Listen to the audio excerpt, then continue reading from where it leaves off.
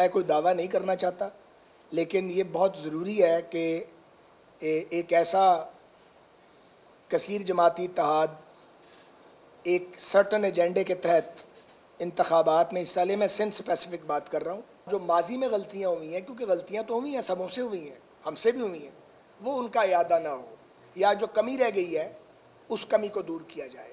ہم بالکل سمجھتے ہیں کہ سیاسی اختلاف اپنی جگہ رہے، سیاسی قوتیں آپس میں الیکشن بھی لڑیں، مگر بات چیت بھی کریں، تاکہ مستقبل کا جو نقشہ بننا ہے اس میں آئینی ترامیم ہے یا قانونی اصلاحات ہیں یا جوڈیشل ریفارمز ہیں، آنے والی پارلیمنٹ اس پہ یک زبان ہو۔ بسم اللہ الرحمن الرحیم۔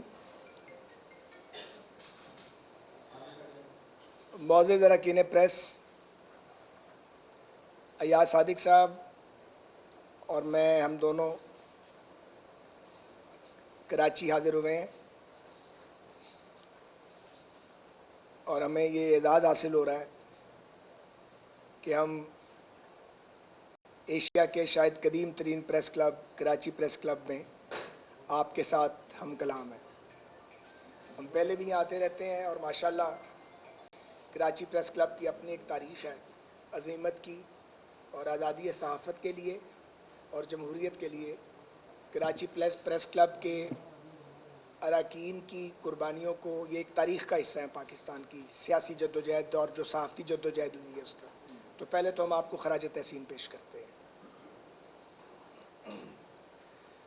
ہمارا جو مقصد ہے یہاں کراچی کے دورے کا وہ بڑا واضح ہے۔ ہم اپنی پارٹی کی مرکزی قیادت کی جانب سے ایڈوانس پارٹی کے طور پہ آئے ہیں، سو ہم یہاں سیاسی رابطے کر رہے ہیں، سماجی رابطے بھی کر رہے ہیں۔ کل ہم جے یو آئی کی صوبائی قیادت سے ملے تھے، اور کل ہی ہم جناب پیر پگارا شریف صاحب کی رہائش گاہ پہ حاضر ہوئے تھے، اور وہاں بھی کافی دیر مستقبل کی حکمت عملی کے بارے میں، انتخابی لائحہ عمل کے بارے میں بات چیت ہوئی۔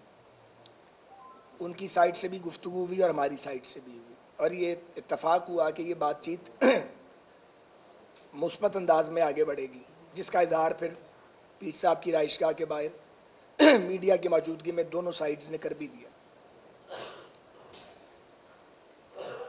آج ہم انشاءاللہ 4:30 بجے بہادر آباد جائیں گے، اور ایم کیو ایم کے ساتھ جو بات چیت ہوئی تھی لاہور میں اس کو آگے بڑھائیں گے، اور اس کا جو بنیادی نقطہ ہے وہ میں آپ کو بتا دیتا ہوں۔ وہ ہوگا کہ اللہ پاک نے اگر موقع دیا اور حکومت بنی ہماری اشتراک عمل سے، تو کیا کانسٹیٹیوشنل اور لیگل ریفارمز کی جائیں گی، خاص طور پہ جن کا تعلق کراچی کی تعمیر و ترقی اور اس کی اپ گریڈیشن کے ساتھ ہے، کیونکہ یہ ایک ریئلٹی ہے کہ پاکستان کا سب سے بڑا شہر بدقسمتی سے، جس کی بھی عدم توجہی ہے، میں اس کی طرف اس کا نام نہیں لینا چاہتا، لیکن کھنڈر بنا ہے۔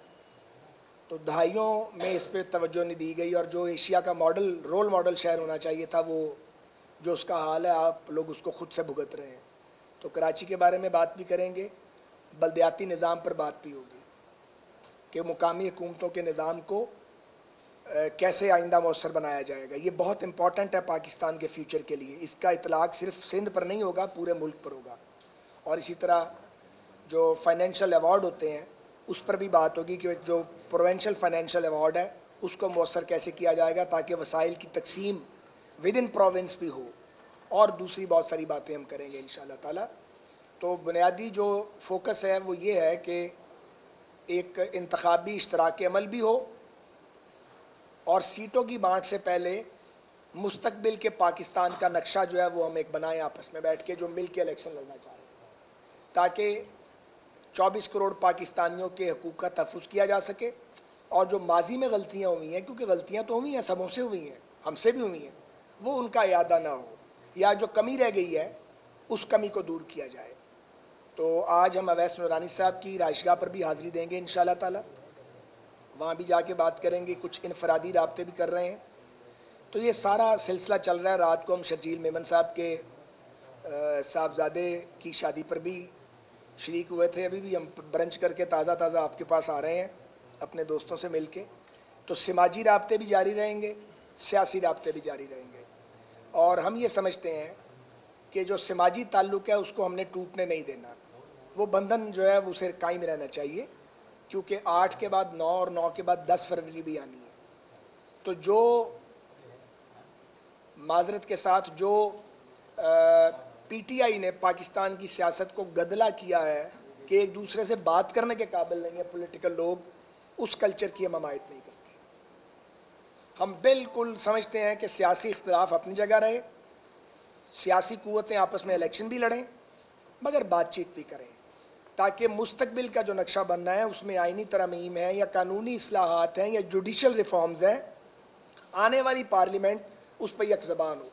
सो एक ऐसा माहौल होना चाहिए 8 फरवरी के इंतखाबात का जो सबों के लिए काबिल कबूल हो और जिसमें हम बातचीत भी एक दूसरे के साथ करते रहें और ज़ाती हमलों से गुरेज करें।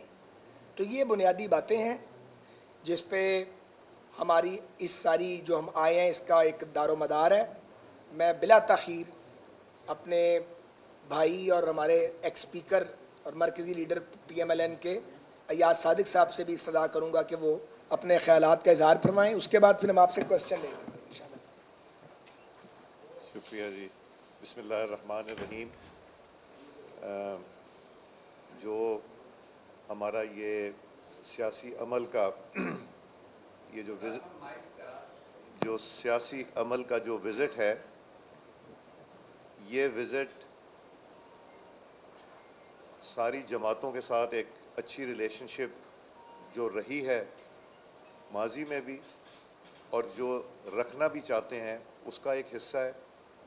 अपनी जमात को मुनज़्ज़म करने का, और जिस तरह साद साहब ने अभी फरमाया कि हम उन जमातों से भी मिलेंगे जहां हमारा सियासी इत्तेहाद भी हो सकता है, मगर इत्तेहाद लूज इत्तेहाद नहीं, कुछ मकासद अचीव करने के लिए जो पाकिस्तान की बेहतरी के लिए हैं, कुछ उस रास्ते पे चलने के लिए जो रास्ता पाकिस्तान की तरक्की और तामीर के लिए हो।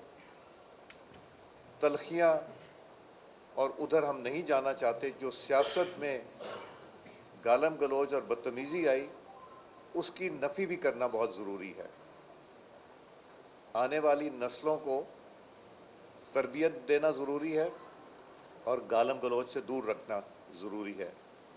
अभी यहाँ सवाल हुआ कि हम सुन रहे हैं कि कायद मोहतरम नवाज़ शरीफ साहब और सदर हमारे शहबाज शरीफ साहब और चीफ ऑर्गेनाइज़र तशरीफ़ ला रहे हैं। मैं कराची के हवाले से तो ये पहला विज़िट है, उसके बाद फ़ैसला होगा। मैं बलूचिस्तान जाके 3 दिन रह के आया और इंशाअल्लाह 13 तारीख़ को जाऊंगा और 14 को इंशाअल्लाह नवाज़ शरीफ साहब तशरीफ़ लाएंगे बलूचिस्तान, और एक दिन बल्कि 2 दिन वो वहाँ गुजारेंगे, जिसमें अपनी जमात के लोगों से मुलाकात होगी, जिसमें जो हम मुस्लिम लीग नून में शमूलियत के लिए दोस्त ख्वाहिशमंद हैं उनसे मुलाकात होगी, और आगे का लाएअमल बनाया जाएगा कि बलूचिस्तान की महरूमियों को ख़त्म करने के लिए, बलूचिस्तान को तरक्की के रास्ते पर लगाने के लिए और बलूचिस्तान में वापस अमन लाने के लिए जो बहुत ज़रूरी है।